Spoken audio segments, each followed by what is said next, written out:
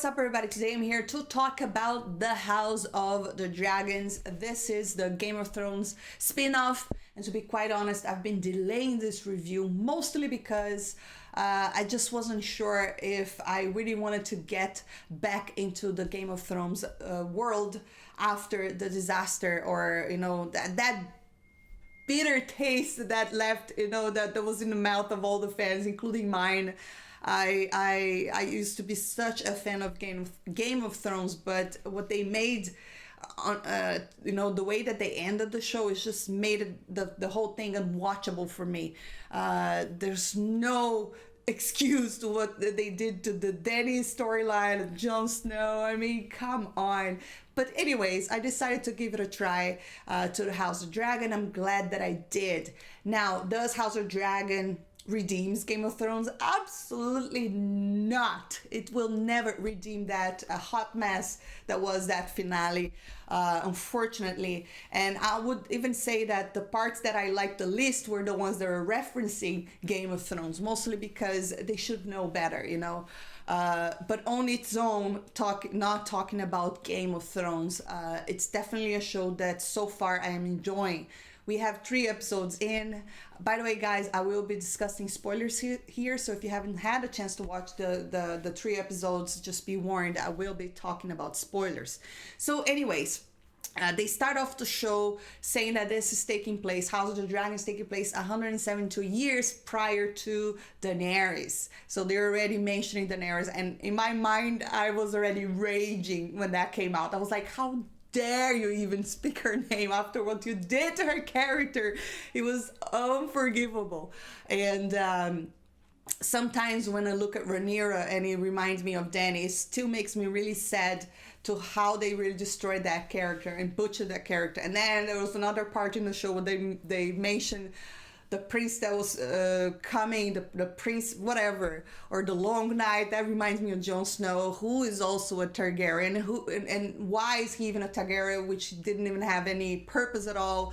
The only purpose was to make sort of like a problem between him and his aunt, right? But at the end of the day, I think they managed to destroy every single character. So although I am really liking House of the Dragon, I'm definitely not going full on, because I know that something that was so good before that can completely destroy towards the end. But so far, all I have to say about House of the Dragon are positive things.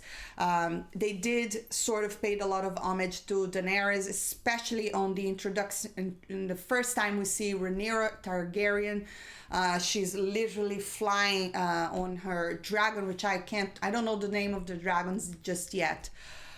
But but you can hear the theme song that would always play with Dany, and I was just like, oh man, for real, are you gonna do that?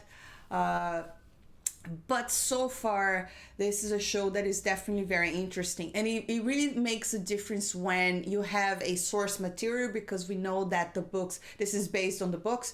Although some things there are changing from the books, but I believe that it really shows when you have like a source material, and then you have season 8 in which they only have an outline, but they don't know how to get there, and then you have that disaster. So let's talk about Rhaenyra. I think that she's so far is a great character with the potential of becoming, greatness, or I don't know. I mean, I guess we already know how her story ends. I mean, if you watch Game of Thrones, there were a lot of spoilers to this storyline that we're watching. But anyway, so far, I think she's a very interesting character. There is definitely a lot of similarities with Dany, but also she's very different than Dany. I'm enjoying watching the relationship that they have with dragons here. Like, for instance, Dany never used a saddle, but here they have a saddle to mount the dragons.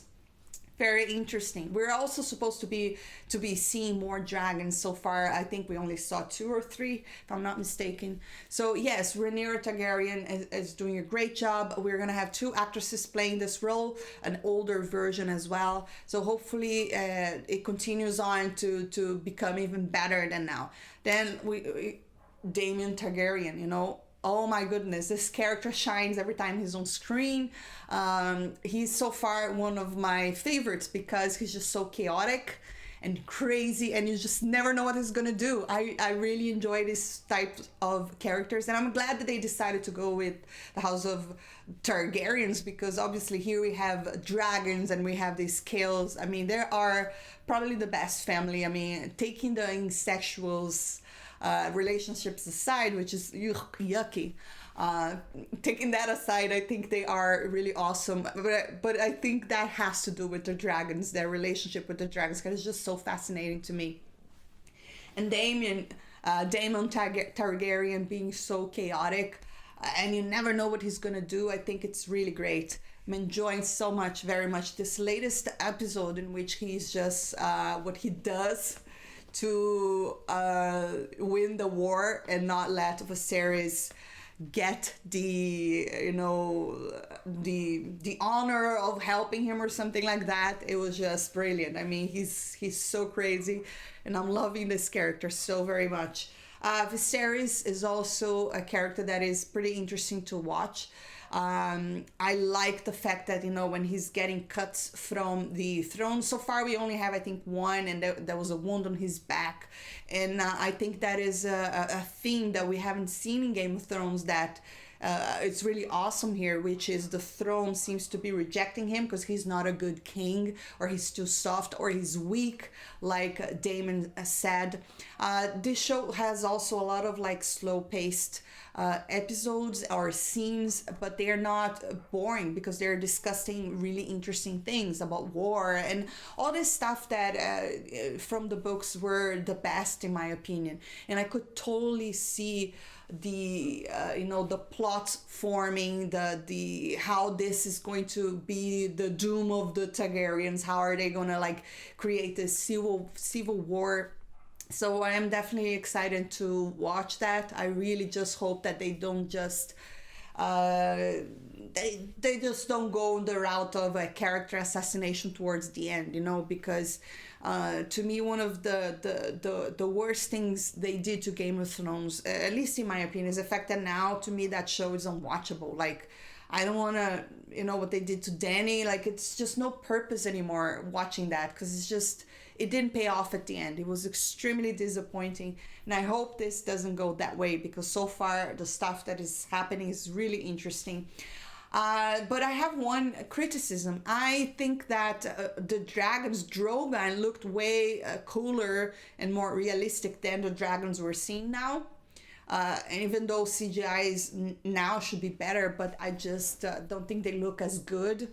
Or maybe I'm a bigger fan of Drogon. I think Drogon looked so awesome, and the other dragons too. They looked very realistic, but here, not so much, in my opinion.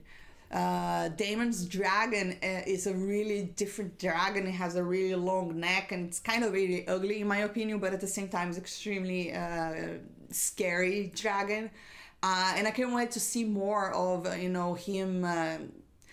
One of the things I gotta say that really surprised me was the fact that he couldn't just destroy the army of the crabs with the dragon, because a dragon is like a nuclear bomb. He's so powerful. But I guess it's because they would just hide under the earth, so it makes sense. Maybe fire wouldn't get there. I'm not sure. But anyways, guys, what I would say is that I am going I'm watching House of Dragons with caution. I really don't want to become a big fan or get too invested anymore, because I've been burned before, I'm gonna get burned again. But so far, I couldn't say that this is a bad show. My honest opinion is that they're definitely doing a really good job here. The acting is really great. The story is really compelling, and you can definitely see this family literally eating themselves down in the road, especially now with the younger brother being born. Rhaenyra is the legitimate heir according to Viserys, but then later down in the road, pretty sure that boy is gonna want that throne, and the civil war and all this stuff. It's really interesting. And obviously, I just really hope that although it is nice to reference Game of Thrones, at the same time, like I said, I don't want that bitter taste anymore. One of the things that they totally reference Game of Thrones is the music from the opening, the entrance now, the, how do you call it? The opening credits. It's basically the same Game of Thrones. Obviously, it's not a map, but it is like the bloodline of the Targaryens. So that's interesting, but I just want to hear the music anymore because, like I said, of that bitter taste of season 8 of Game of Thrones, which could only be redeemed maybe when George finished those books, if he ever gets to do it, because so far it doesn't seem like he himself wants to end the story. Jon Snow is still bleeding out. I guess the book stopped when he was still killed by the Night's Watch. But anyways, guys, that is my opinion on House of the Dragon. Drop your comments down below. Let me know what you think. Are you enjoying the show? I'd love to hear all what you're thinking. And don't forget to drop your comments down below. If you like this video, don't forget to hit that thumbs up, subscribe for more, and I'll see you next time.